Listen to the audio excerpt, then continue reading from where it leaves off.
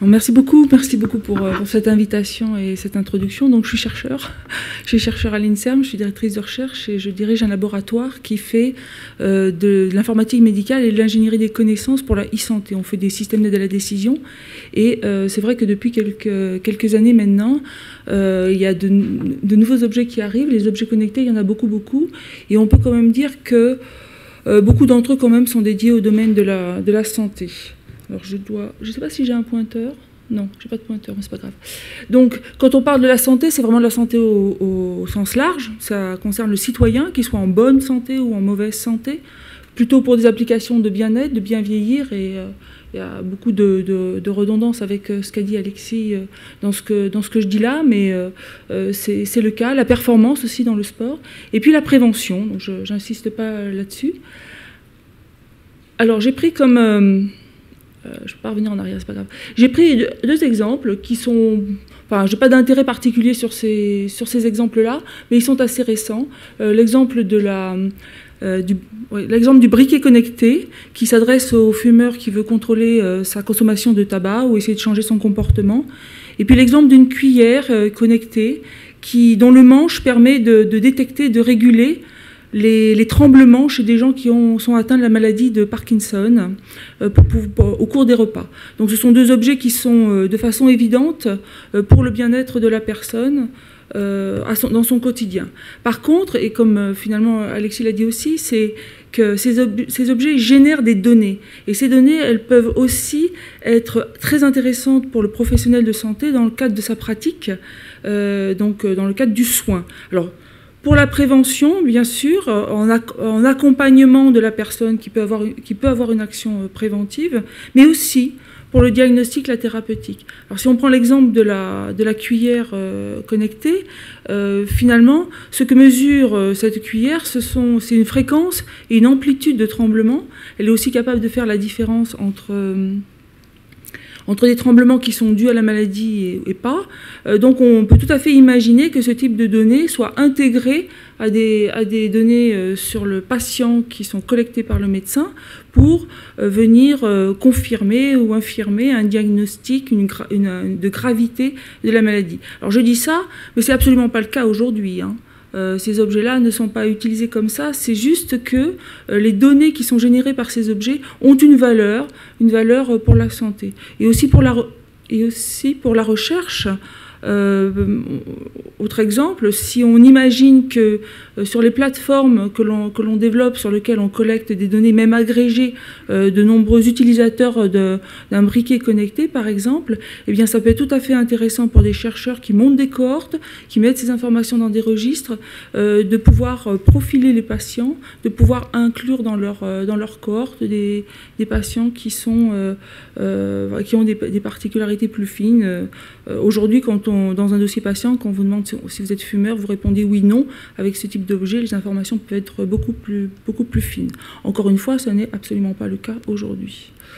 Alors, ce n'est pas le cas parce que, bien qu'il y ait toutes ces opportunités, il y a quand même de gros obstacles. D'abord parce que les objets connectés, ça ne sont pas des dispositifs médicaux, et ce que le médecin a le droit de prescrire ou de considérer comme données dans sa décision et dans sa thérapeutique, dans sa prescription, ce sont des dispositifs médicaux, c'est-à-dire des choses qui peuvent être des objets connectés, hein, mais pas tous, parce qu'ils doivent avoir un marquage CE, et surtout ils doivent avoir fait la preuve de leur apport au niveau de la santé, et exactement comme on le fait avec des médicaments. Ils doivent démontrer que, pas forcément qu'ils soignent, mais qu'ils permettent d'avoir un meilleur diagnostic, qu'ils permettent d'avoir vraiment une plus-value vis-à-vis du patient. Et ça, c'est quand même très difficile à faire, puisqu'il faut faire des essais cliniques, c'est coûteux. Il faut aussi que la surveillance se continue après leur mise sur le marché. Donc pour les médicaments, on appelle ça la pharmacovigilance, mais ça doit aussi exister pour l'utilisation des objets connectés pour la santé. Alors il y a plein d'exemples quand même qui existent, hein. Il y a des prothèses connectées, on en voit de plus en plus.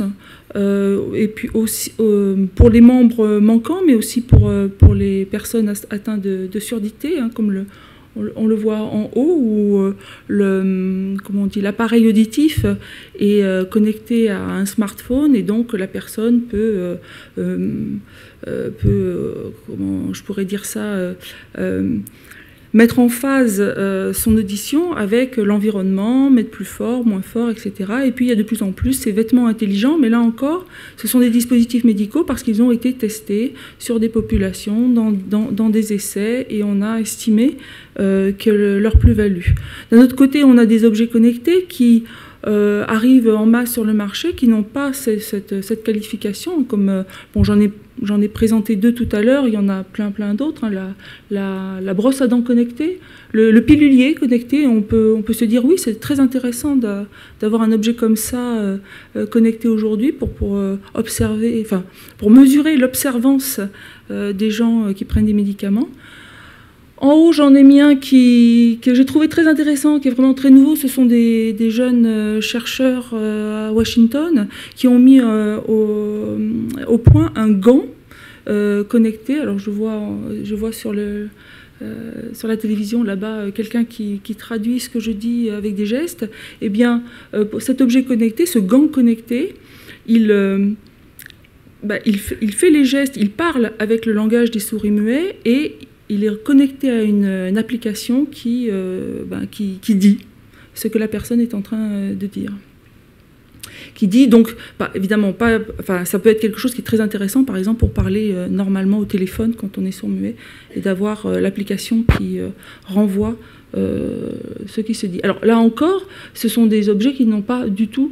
sont pas du tout utilisés dans des applications médicales aujourd'hui, qui peuvent être conseillés par des médecins, mais qui ne sont pas des dispositifs médicaux. Il y en a certains qui tendent à aller vers le dispositif médical, surtout, et ça parce que ça fait longtemps qu'ils sont sur le marché, ce sont des glucomètres, celui qui est au milieu. Le glucomètre, c'est pour le diabétique, qui va mesurer comme ça son taux de sucre dans le sang. Et puis des objets un petit peu plus ludiques en apparence, des montres qui permettent de calculer la fréquence cardiaque. Certes, on est dans le domaine de l'objet connecté quand c'est pour capter une activité, pour une performance, etc. Mais de plus en plus, on peut utiliser ce type d'objet pour télésurveillance du rythme cardiaque. Mais là encore, il faut que ça démontre que ça apporte vraiment une plus-value. Alors je dirais que finalement, c'est la finalité d'usage et aussi la volonté du fabricant qui font qu'un objet connecté est un dispositif médical. Beaucoup de fabricants ne souhaitent pas forcément aller jusqu'au dispositif médical parce que c'est compliqué d'obtenir ce marquage CE, et qui préfèrent rester dans le monde du bien-être et du bien vieillir. Alors, même si on imagine que le fabricant souhaiterait que son objet connecté soit vraiment estampillé dispositif médical, la finalité d'usage, elle peut être aussi importante et différente selon le point de vue que l'on prend. Du point de vue du patient, et ça a déjà été beaucoup dit, donc je passerai vite là-dessus, pour le patient, c'est le fait qu'il a un système de santé qui va être centré sur lui, qu'il va avoir accès à ces données et aussi à des connaissances sur sa maladie autour de ces données. Le problème qui reste, le frein, c'est évidemment la confidentialité et la liberté individuelle. On en a beaucoup parlé, pas uniquement au niveau des tuyaux, mais là, je pense surtout au niveau des données. C'est un problème qui est très très compliqué. Aujourd'hui, on sait que le nom, le prénom, l'adresse, bon d'accord, c'est vrai, mais si on a une maladie rare, il suffit de trois données sur soi, une image, n'importe quoi, et on sait qui vous êtes. Donc ça, c'est pas évident à résoudre. Et puis il y a la complexité dans le choix des outils. Parce que finalement, aujourd'hui, c'est un peu... c'est la masse, il y a plein d'outils qui font la même chose, lequel choisir. Et puis en plus, ces outils, bien que ça change un peu, je trouve qu'ils ne se parlent pas tant que ça. Et surtout, ils collectent les données de façon complètement différente. Hein. Si vous regardez aujourd'hui tous les objets connectés qui vous donnent des informations sur la façon dont vous avez dormi, ils vous donnent tous la même tendance. Ils ne font pas n'importe quoi, loin de là. Mais c'est pas du tout pareil. Pour la valeur, utiliser ça dans le domaine médical, c'est quand même très problématique. Le point de vue du professionnel de santé, utiliser ces objets-là, c'est vraiment très intéressant, et je rejoins Alexis là-dessus, c'est qu'ils veulent pouvoir utiliser ces objets pour que le patient prenne en charge sa maladie chronique, parce que ça fait moins de complications, ça fait moins d'hospitalisation, ça fait moins de ruptures dans les parcours de soins. Aujourd'hui, quand un patient disparaît de la nature, le médecin il s'en rend compte parce qu'il n'est pas à son rendez-vous de 1 mois après. Là, quand même, s'il le suit parce qu'il a accès à ces données sur une plateforme et qu'il voit que du jour au lendemain, il n'a plus d'informations, il pourra s'inquiéter bien avant. Donc ça, c'est quand même des choses très importantes. Et puis c'est un support à la prescription de mesures hygiéno-diététiques. Quelqu'un qui veut perdre du poids, on peut lui conseiller d'utiliser une balance. Par contre, de nouveau, comme ce n'est pas un dispositif médical, il peut lui conseiller, mais il ne peut pas lui prescrire. Parce que le prescrire, ça veut dire remboursement. Sinon, c'est à la charge du patient. Donc tout le monde ne peut pas le faire, donc ça crée des inégalités. Donc c'est vraiment du conseil, ce n'est pas de la prescription. Alors après, il y a la donnée, c'est un peu mon dada, la donnée, parce que oui, je suis d'accord avec Alexis que les données qui viennent des objets connectés sont maintenant, ont la volonté d'être dans le dossier patient, mais c'est pas si simple. C'est pas si simple parce que un patient et un médecin, ça ne parle pas le même langage. Donc, vous mettez des données au même endroit qui ne se parlent pas. Donc ça pour la décision, ça va forcément être plus facile.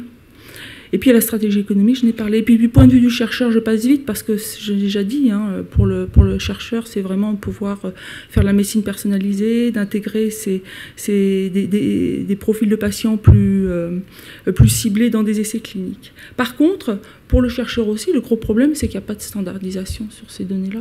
Il me reste 4 minutes. Oui, c'est bon, on va y aller.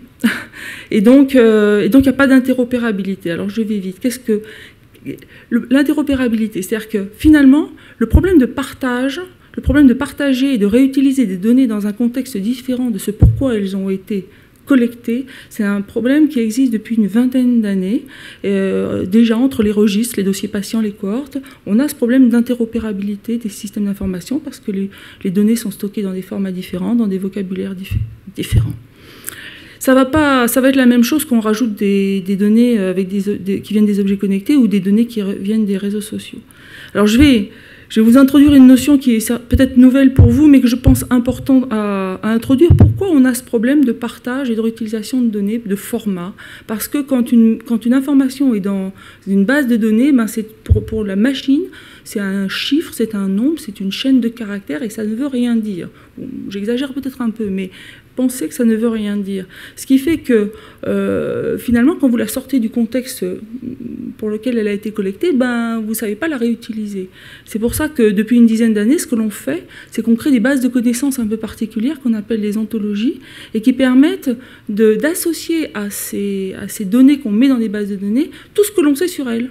Donc là, j'ai pris un exemple, l'exemple de l'appendicite, et on voit qu'on peut associer que c'est une maladie de la spécialité chirurgie, de la spécialité gastro, que c'est une inflammation, enfin tout ce que l'on sait sur la maladie est mis dans un graphe. Et grâce à l'Internet et au web sémantique, on a développé des langages formels qui permettent de mettre ces connaissances dans la machine.